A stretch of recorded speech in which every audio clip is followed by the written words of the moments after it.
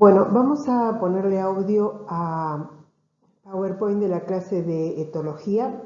Va a ir en 2 videos la clase, simplemente para que sea más fácil de bajar los videos.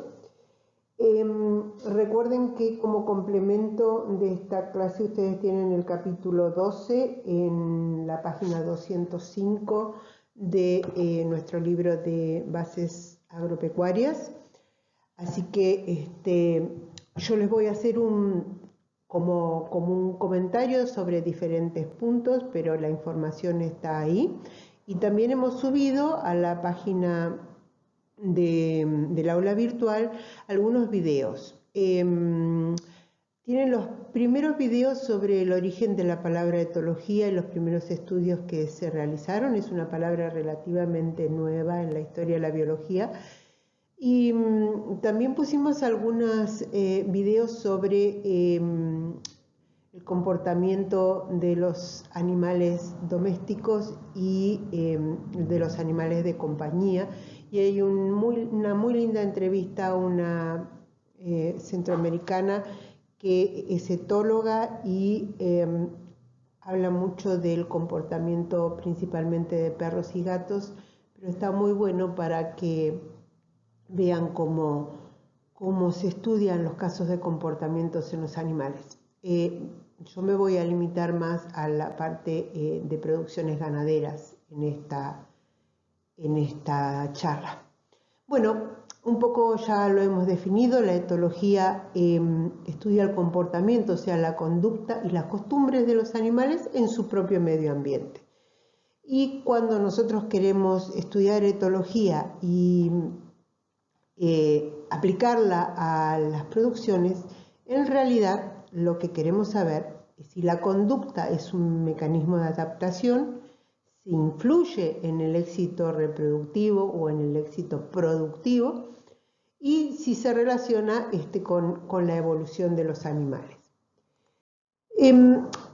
¿Por qué desde el punto de vista productivo es importante conocer las pautas de comportamientos? En este caso de los bovinos los vamos a poner para hacer un ejemplo, después volvemos sobre otras especies.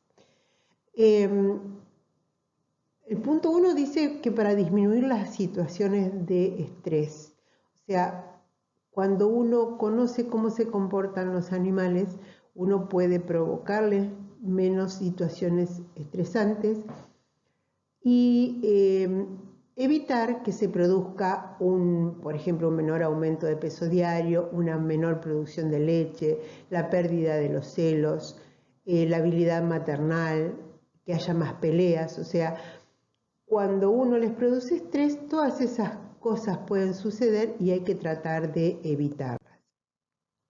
Si nosotros hacemos 2 ejemplos cortos, por ejemplo, en el primero estamos hablando de cuando trabajamos en los corrales y gritamos, usamos látigos, picanas, perros que gritan, golpes. En realidad le estamos produciendo un estrés. Es un estrés corto, es un estrés muy temporal porque dura solamente lo que trabajamos en el corral, pero que no es necesario. Y por ejemplo hay otros estreses que se producen y que duran un tiempo más largo, que se producen por el propio manejo de las producciones, como por ejemplo incorporar un nuevo macho ajeno al grupo cuando traemos un toro nuevo. Eso hace un cambio en las jerarquías que hay dentro de un grupo de animales y eso produce un estrés que puede durar hasta unos cuantos meses, hasta que vuelve a establecerse un nuevo escalafón jerárquico en el plantel.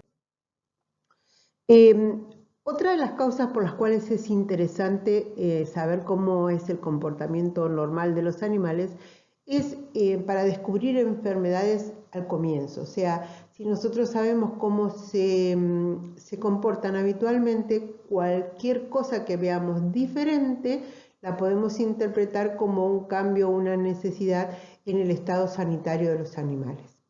El ejemplo que se pone ahí es, por ejemplo, cuando se observa lo que se llama pica o apetito pervertido, que es cuando comen tierra, piedras, huesos, etc.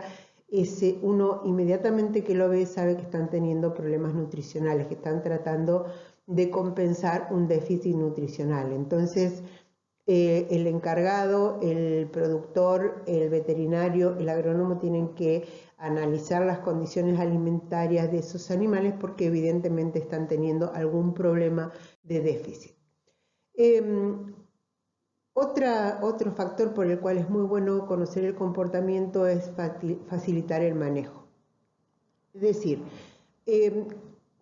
si nosotros sabemos que normalmente los bovinos se comportan de una manera gregaria y que generalmente responden a un líder, es muy bueno identificar al líder o trabar una relación con el líder de manera de que responda a nuestros deseos y nosotros podamos mover todo el grupo de animales prácticamente sin inconvenientes. Fíjense en uno de los videos, nombra mucho a las vacas líderes, creo que era en un grupo de animales de tambo, pero a su vez fíjense que el líder no siempre es el primero que está, sino que toma diferentes posiciones de acuerdo a lo que se esté haciendo. Prestenle atención a eso. Otras cosas como por ejemplo es saber cómo reaccionan ante determinados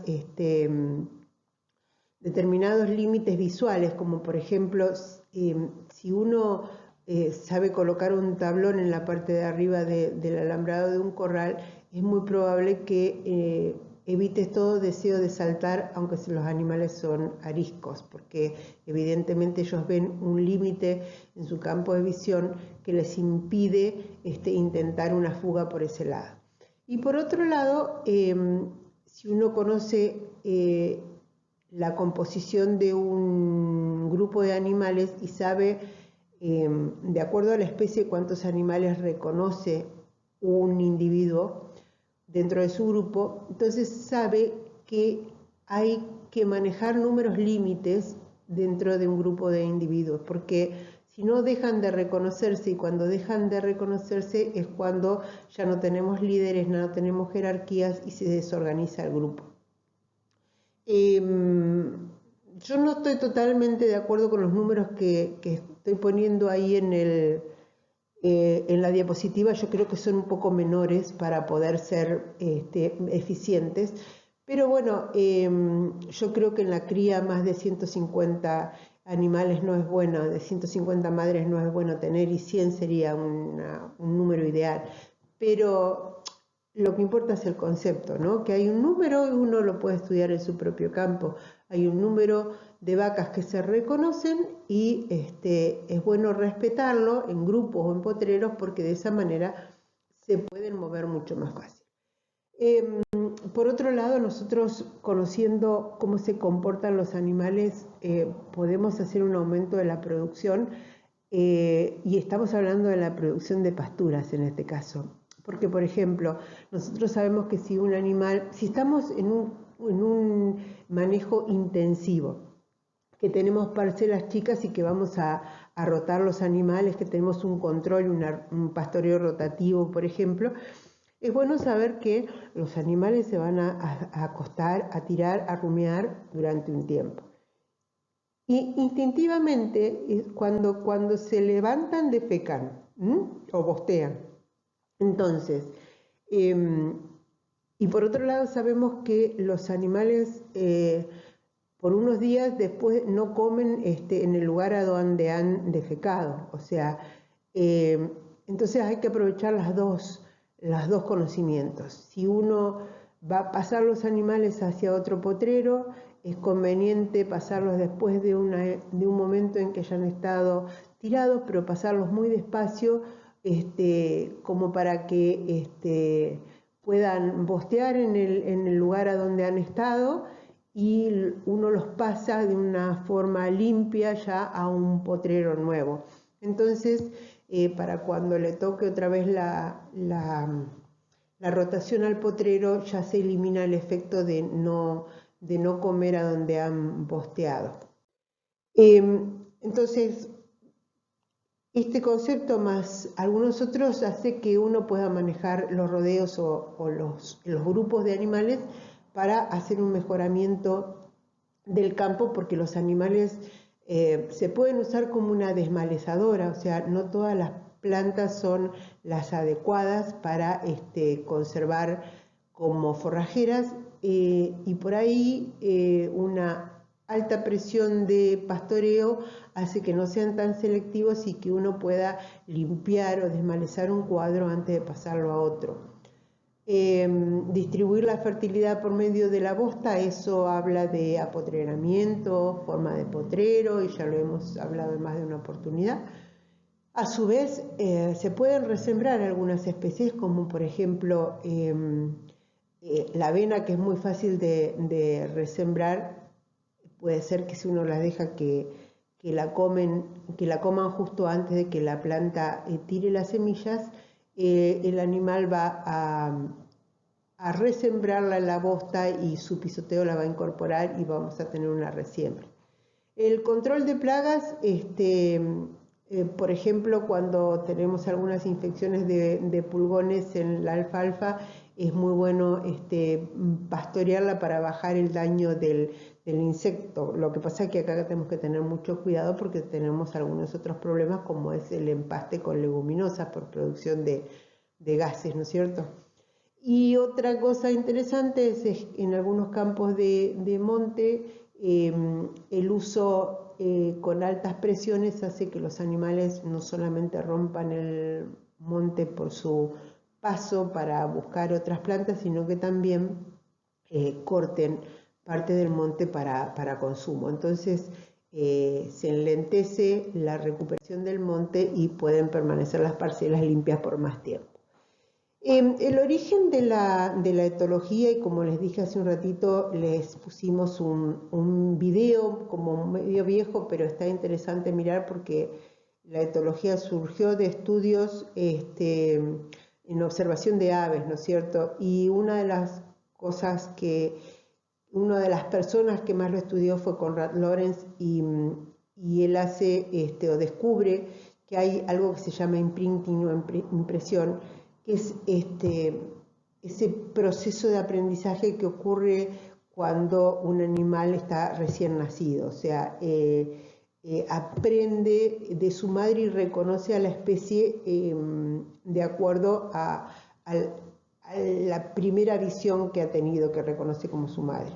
En este caso el experimento, realmente las aves lo reconocen a él como su madre porque actúa como tal y las hace nacer bajo su experimento, y después se mueve y trabaja con ellos de manera que la especie tiene tanta confianza en él por considerarlo de su propia especie que permite una observación en animales que de otra manera no hubiesen podido ser observados, porque en general son como inquietos y no muy hábiles para la confianza con otras especies. Entonces, ahí es como empieza la palabra etología, estudio de las costumbres, y está muy bueno porque uno después la puede aplicar a producciones y, como vamos a ver en el próximo tema, cuando uno sabe las costumbres puede saber qué derechos tienen que tener esos animales y puede aplicar los principios del bienestar animal. Entonces, todo está relacionado.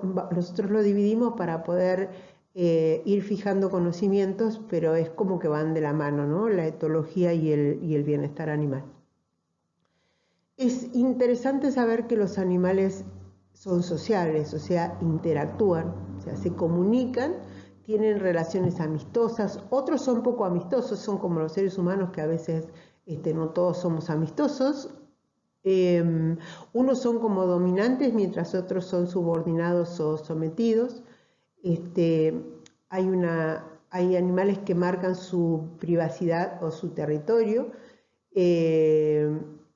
y por otro lado pueden compartir ese territorio, o sea, son realmente una organización social en la cual se nota que interactúan entre sí. Entonces, el patrón de comportamiento típico de cada especie sería como el segmento organizado de procedimientos o conductas o actuaciones. Y si bien la herencia determina esto, pueden ser modificados mediante aprendizaje o entrenamiento. Esto está relacionado a su vez con la anatomía, con el proceso de vida de los animales, con los procesos de domesticación. Entonces, esos patrones de comportamiento heredables pero modificables son los que nosotros tenemos que aprender a conocer para poder manejar, por ejemplo, producciones.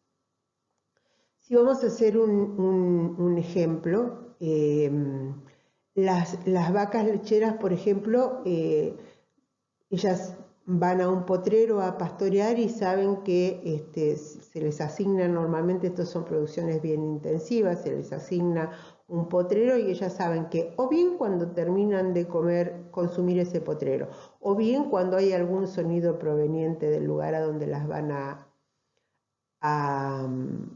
del tambo, ellas comienzan a regresar o comienzan un proceso como de liberación de su leche. Entonces, ante el escuchar, por ejemplo, una campana o la radio o la bajada del sol, que ellos pueden determinar que ese es el momento en que normalmente van hacia el lugar donde las van a ordeñar, ya se acelera el proceso de la bajada de leche y ya llegan como listas al lugar de ordeña. Entonces, cuando uno conoce determinadas formas en que el animal se va a comportar, uno tiene que tratar de capacitar, o sea, tiene que tratar de que el animal repita esas costumbres en el momento que uno lo quiere o que cambie de acuerdo a las condiciones, ya sean internas o externas. O sea, ¿por qué? Porque los animales en realidad van aprendiendo las cosas. Ellos hacen determinados movimientos o adquieren determinados horarios, pero van probando si ese es el horario conveniente. O sea, hay una prueba de verdad o mentira y a ver si les conviene o no les conviene. Entonces ellos van fijando determinadas costumbres, como el momento de ir a tomar agua, como el momento de comer, de acuerdo a un montón de cosas. Si uno conoce esas cosas y puede pensar cómo van a modificar sus condiciones o sus conductas los animales, uno puede proveerle determinadas condiciones como para modificar la conducta. O sea, todo se puede pactar, digamos, ¿no es cierto? Por eso mismo que les decía recién, o sea, siempre el animal va a probar y o sea, va a probar hasta que pueda aprender, pero va a tener que tener una respuesta que le diga, bueno, esto es lo correcto, lo que estás haciendo. Entonces, al principio espera un estímulo como para poder empezar a comportarse de una manera, pero en realidad adquiere esa conducta cuando la respuesta es la respuesta que le conviene, ¿sí? Entonces, eso no es ni más ni menos que un aprendizaje. O sea, volvemos a repetir, hay condiciones que se heredan, hay otras condiciones que están influidas por el medio ambiente y se van modificando, pero todo el comportamiento se va organizando de acuerdo a los procesos de aprendizaje.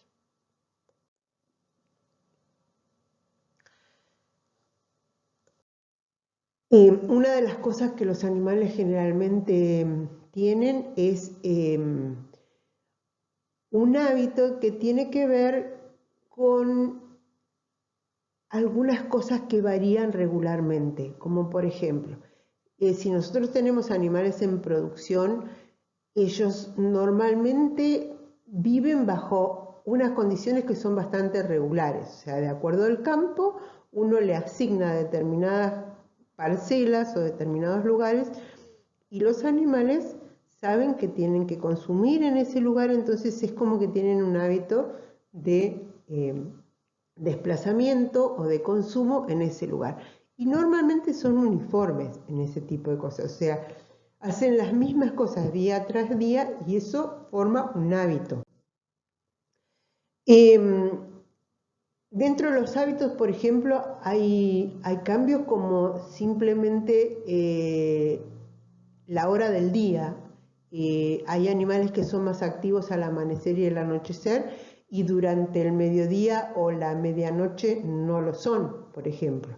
De esta misma forma hay animales que de acuerdo al campo, de acuerdo al lugar y de acuerdo a otras cosas que nosotros les podemos ofrecer como ser sombra, los animales puede ser que no los veas al mediodía nunca o que hagan exactamente la inversa. O sea, yo estoy acostumbrada, en mi caso, a que en verano mis vacas antes del mediodía vienen a tomar agua. Es en el momento que en los campos de centro vos no las esperarías.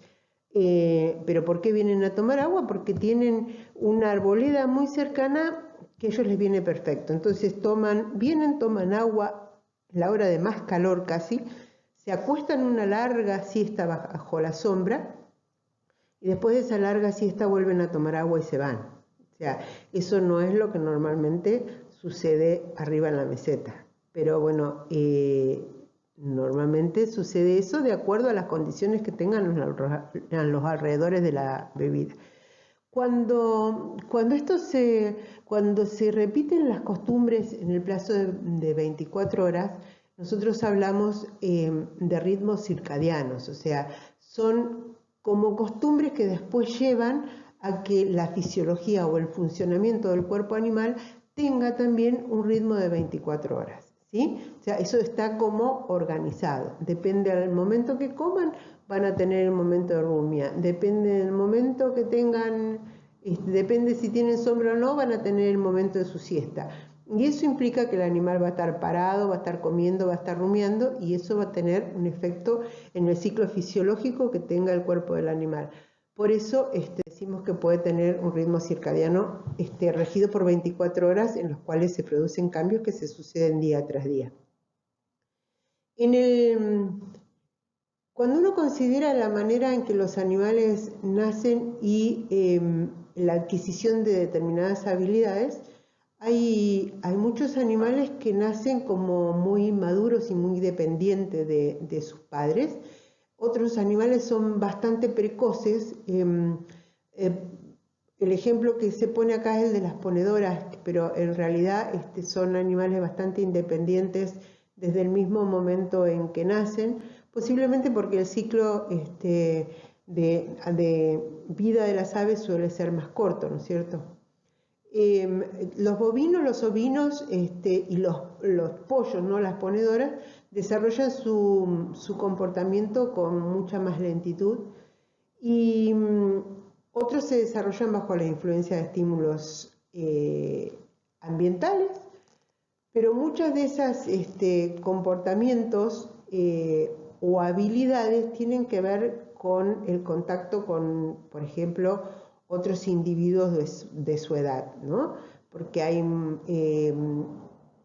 jugar o el contacto social entre, por ejemplo, los terneros o los corderos hace que puedan adquirir algunas habilidades simplemente usando el juego como forma de ejercitarse. Y de la misma manera, entonces, ese juego y ese ejercicio que están haciendo para aprender algunas habilidades también hacen que adquieran fuerza y que desarrollen una determinada musculatura que sería totalmente diferente a un animal que está quietito y sin jugar.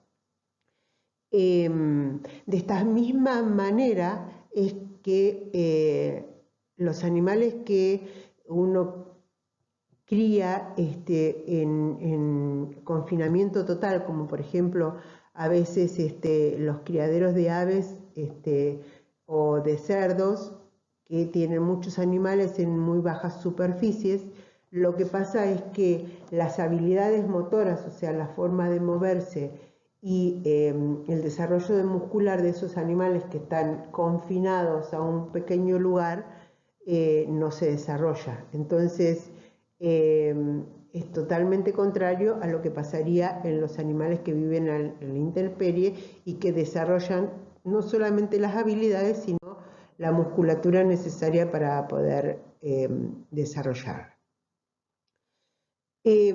Cuando uno maneja producciones, es interesante saber cuáles son las conductas o las reacciones que puede tener un animal frente a los estímulos que uno les puede producir.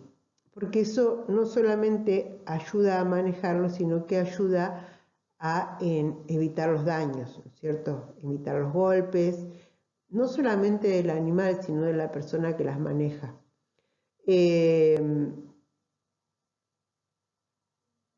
Eso es necesario para un buen manejo de los animales y todo este tipo de cosas las vamos a analizar cuando veamos bienestar animal, que de acuerdo a las características de los animales, su campo visual, nosotros podemos manejarlos de determinada manera.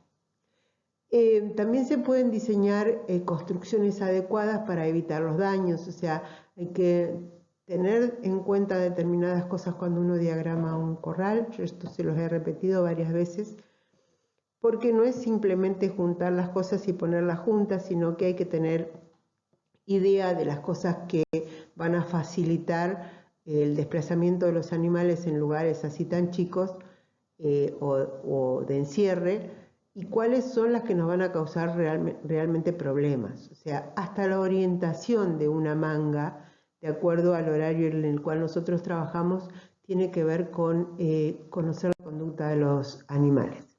El hecho de saber cuáles son los sistemas de pastoreo también implica, y la forma en que ellos coman también implica que nosotros podemos mantenerlos siempre bien alimentados y que no les falta ni nutrición ni agua, ¿no es cierto?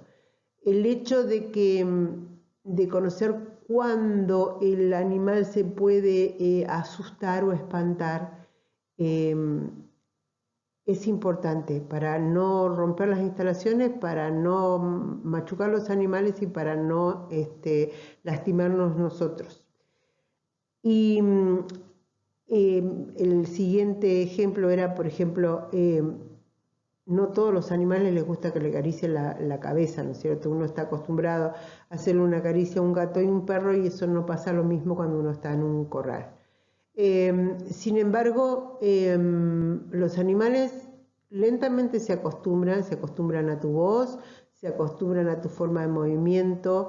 No hay que ser nunca bruscos, porque ellos se pueden asustar, y de la misma manera nos asustamos nosotros, ¿no? Porque es como una reacción en cadena.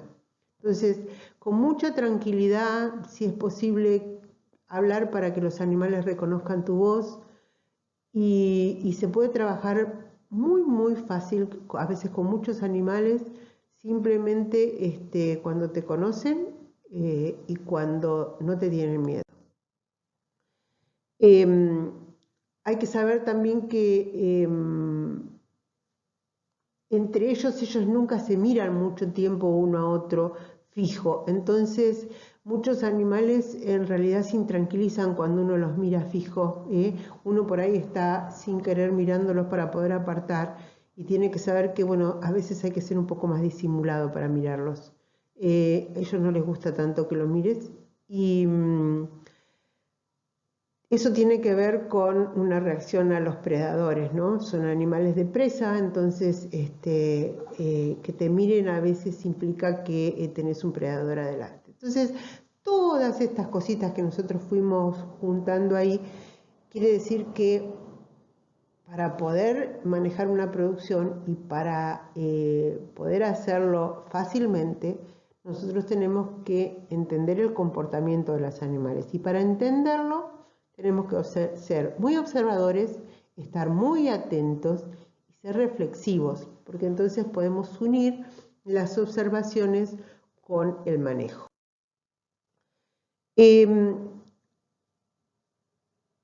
Como última parte de este primer video, quiero que tengan en cuenta que hay diferencias genéticas en el comportamiento, porque los individuos en general responden de manera diferente o reaccionan de manera diferente unos de otros. Los machos son diferentes que las hembras. En las razas, las variedades y las líneas a veces también pueden diferir. Hay grandes diferencias entre las especies, o sea, si uno considera el comportamiento de bovinos con equinos o con aves, son realmente diferentes y hay que saber que no se maneja todo junto. Y las aves en general son rápidas para adquirir comportamientos, quizá por eso mismo que les dije hace un rato, ¿no? Que tienen menos tiempo en su lapso de vida para adquirir este tipo de habilidades. Cuando nosotros hablamos de producciones, generalmente incluimos a los animales de las producciones y decimos que son animales domésticos o que hemos domesticado para incluir en las producciones. Ahora, cuando uno quiere definir la palabra domesticación, tiene que saber que el proceso simplemente significa que uno va a seleccionar, por un lado, las especies que tienen características de comportamiento que a uno le permita controlarlas y manejarlas. O sea, hay especies que no se adaptan a las producciones, hay especies que no se domestican, ¿sí? Entonces, recordemos que esas características heredadas son influenciadas por el ambiente también. Entonces, a veces hay especies que van a reaccionar de una forma o de otra de acuerdo a los ambientes. ¿Qué características tiene que tener uno en cuenta cuando piensa en la domesticación? O sea, cuando hablo de doméstico, ustedes piensen en vacas, en ovejas, en cabras, en caballos, en cerdos, en aves, que yo uso dentro de una producción y que tienen que tener determinadas características que me permitan que yo pueda hacer una producción. Esas características son que tengan gregariedad, o sea, que estén acostumbrados o que tengan la tendencia a vivir en grupos, porque en realidad uno no hace una producción con un solo animal, sino que hace una producción con muchos animales. Entonces, esos animales tienen que adaptarse a vivir todos juntos. Que esos animales, dentro de lo posible, tengan una tendencia a una organización social, ¿no es cierto? Después vamos a volver sobre esto, pero los animales tienen una organización dentro de los grupos, los animales domésticos. Hace un rato les hablaba de los líderes, entonces ese tipo de cosas es conveniente porque permiten un manejo más fácil. Otra característica que es interesante es que los apareamientos sean promiscuos, ¿no es cierto? Si nosotros tuviéramos, sería muy difícil hacer, por ejemplo, una producción, si quisiéramos hacer una producción de pingüinos que tienen una pareja que les dura toda la vida, son monogámicos. Nosotros lo que necesitamos es que los machos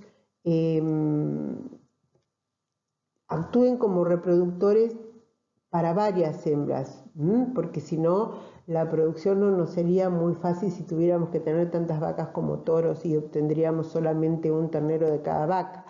O sea, estaríamos haciendo un 2 a 1. Sin embargo, uno tiene un toro que va a servir a varias vacas, Entonces, eso es conveniente cuando uno está hablando de domesticar animales para una producción. La precocidad en los jóvenes es simplemente el hecho de que los animales domésticos, si bien van a convivir con su mamá, es bueno que tengan algún nivel de independencia, ¿no es cierto? O sea, fíjense que los animalitos en el campo normalmente nacen y ya se paran y ya buscan la teta y abren los ojos al muy poco tiempo, o sea, normalmente y siguen a su mamá. Entonces eso es interesante para poder hacer una producción. Que tengan adaptabilidad, o sea, para que se acomoden a un amplio rango de ambientes, y no solamente el ambiente pensando en el ambiente climático del Ecuador a la Antártida, sino el ambiente dentro de un mismo campo, o sea, que se acostumbren a diferentes potreros, o sea, que se adapten a buscar una bebida que en un potrero va a estar a la izquierda, en el otro va a estar a la derecha, etcétera, etcétera. Y que su agilidad sea limitada y que su temperamento sea dócil. Esto es obvio, ¿no es cierto? Porque si fuera animales que te saltan todos los alambrados sería difícil de mantener dentro de un potrero, y si cada vez que tratas de encerrarlo te va a correr adentro del corral, tampoco sería lo adecuado para hacer una producción.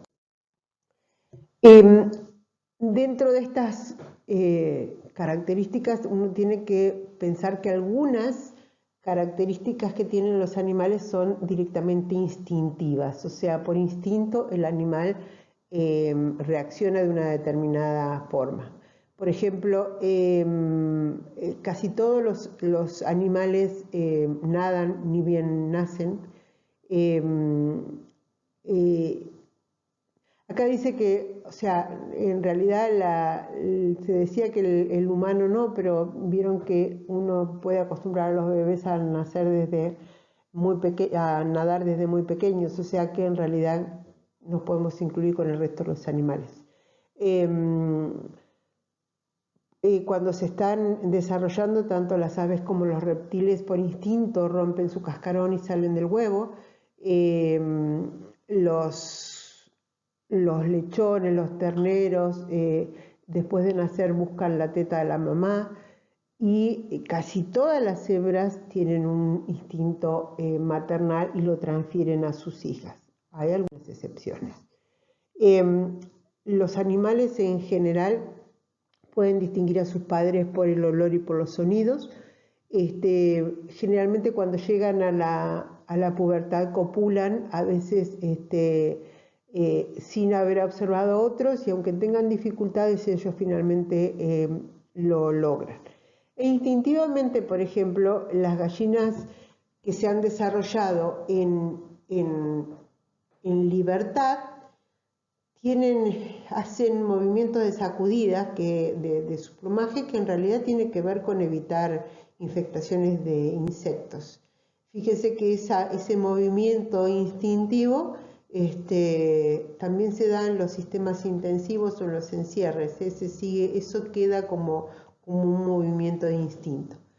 Entonces, ¿qué quiere decir de todas estas características?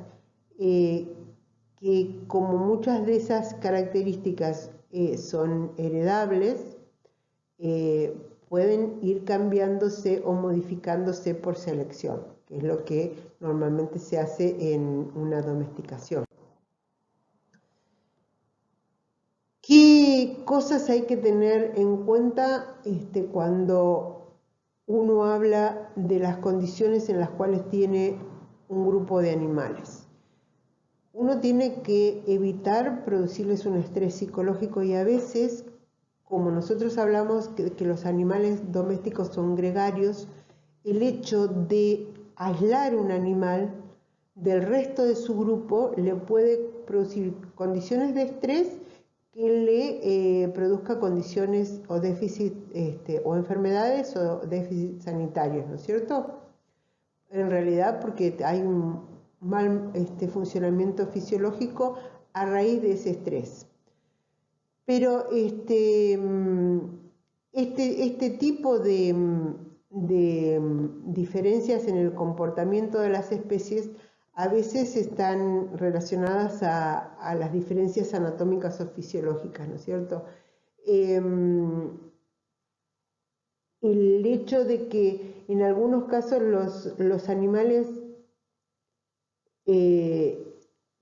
de acuerdo al lugar a donde estén dentro de un potrero, pueden estar desarrollando actividades diferentes. O sea, su cuerpo puede estar desarrollando actividades diferentes en respuesta al ambiente, porque va a ser muy diferente la reacción de un cuerpo de un animal que esté protegido, por ejemplo en el invierno, fuera de los grandes cambios térmicos, y a otro que está tratando de invertir parte de su energía en la termorregulación, ¿no es cierto? Entonces, para eso ese animal va a tener otro tipo de movimiento que un animal que no tiene que luchar contra esas condiciones ambientales variables. Entonces, todo tiene que ver con todo y a modo de ejemplo, por ejemplo,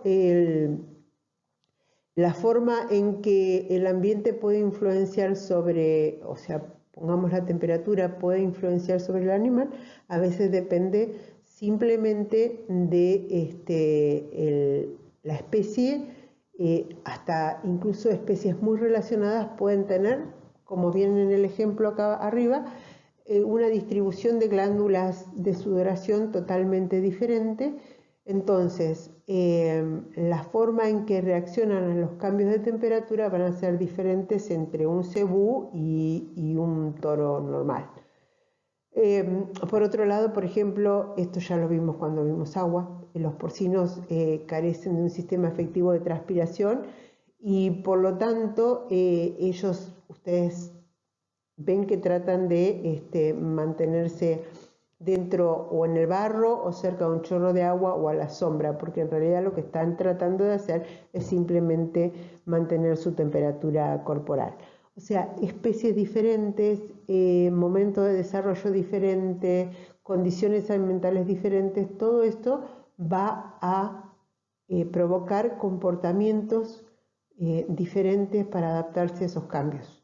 Y si nosotros lo sabemos observar, vamos a saber proveerles las condiciones para que puedan cumplirse las reglamentaciones del bienestar animal. Vamos a ir al próximo video.